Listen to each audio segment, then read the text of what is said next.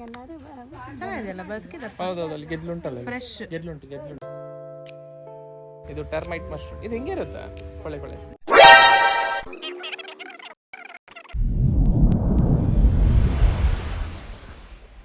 ಇವತ್ತು ಕಾರ್ಕಳ ಶನಿವಾರ ಸಂತೆಯಲ್ಲಿ ಸ್ವಲ್ಪ ತರಕಾರಿ, ಜೀಗುಜ್ಜೆ, ಬಟಾಣಿ ಎಲ್ಲ ಫ್ರೆಶ್ ಬಂದಿತ್ತು, ಹಾಗೆ ತೊಗೊಂಡು ಬಂದ್ವಿ.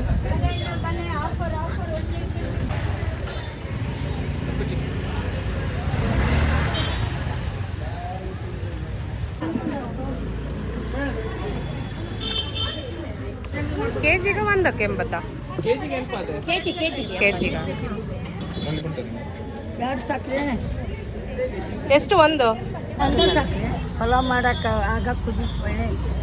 ಸಂತೆ ಮುಗಿಸ್ಕೊಂಡು ಮನೆಗೆ ಬಂದ್ವಿ. ಸೊ ಎದುರುಗಡೆ ಮನೆಯಲ್ಲಿ ಗೆದ್ಲು ಅಣಬೆ ಬೆಳೆದಿತ್ತು. ಸೊ ನೋಡೋಣ ಅಂತ ಹೋದ್ವಿ. ಇದೇನು ಅದು ಮಶ್ರೂಮ್. ಹೌದು, ಸಾಯಂಕಾಲ ಹೊತ್ತಿಗೆ ಎಲ್ಲರೂ ಬಂದರೆ ಬರ್ರಿ. ಅಯ್ಯೋ ನಿಮಗೆ ಕೊಡಿ, ನಮ್ಗೆ ಬೇಡ.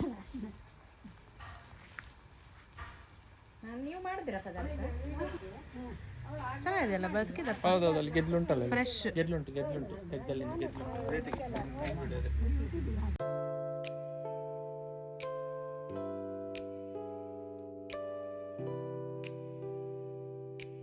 ಇದು ಟರ್ಮೈಟ್ ಮಶ್ರೂಮ್. ಇದು ಹೆಂಗೆ ಇರುತ್ತಾ ಕೊಳೆ ಕೊಳೆ? ಇದು ಟರ್ಮೈಟ್ ಮಶ್ರೂಮ್.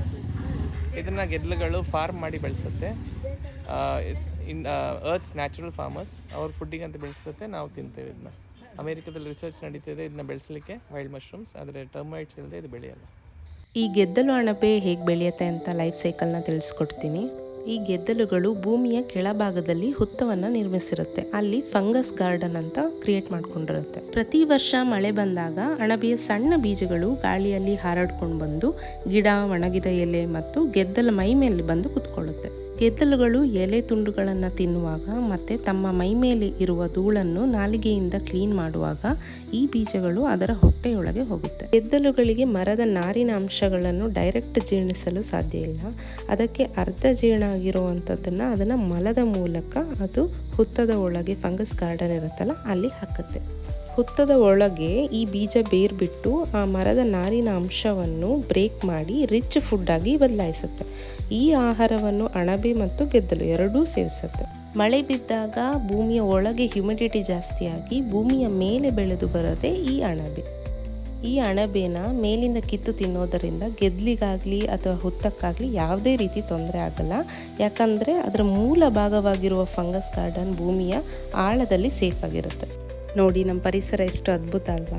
ಈ ಥರ ಅಣಬೆಗಳು ತುಂಬ ಸುತ್ತಮುತ್ತ ಬೆಳೆಯುತ್ತೆ. ಬಟ್ ಕೆಲವೊಂದು ಪಾಯ್ಸನಸ್ ಇರುತ್ತೆ. ಹಾಗಾಗಿ ಗೊತ್ತಿರೋ ಸೋರ್ಸಿಂದ ಮಾತ್ರ ತೊಗೊಂಬಂದು ತಿನ್ನಿ. ಸೊ ಈಗ ಅಣಬೆ ಮಾಡ್ತಾಯಿದ್ದೀನಿ. ಮೊದಲಿಗೆ ಎಣ್ಣೆ ಹಾಕಿ ಅದಕ್ಕೆ ಸ್ವಲ್ಪ onion, tomato, ginger garlic paste ಹಾಕಿ ಚೆನ್ನಾಗಿ ಬಾಡಿಸ್ಕೊಳ್ಬೇಕು. ಅದಾದಮೇಲೆ ಸ್ವಲ್ಪ ನೀರು ಹಾಕಿ ಸ್ವಲ್ಪ ಅರಿಶಿಣ, ಗರಂ ಮಸಾಲ ಮತ್ತು ಮೆಣಸಿನ ಹುಡಿ, ಕರಿಬೇವು ಹಾಕ್ತಾಯಿದ್ದೀನಿ.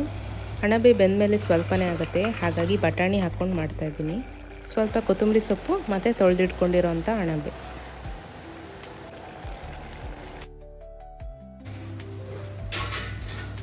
ಜೊತೆಗೆ ಟೊಮೆಟೊ ಸಾರು ಕೂಡ ರೆಡಿ ಆಗ್ತಾ ಇದೆ.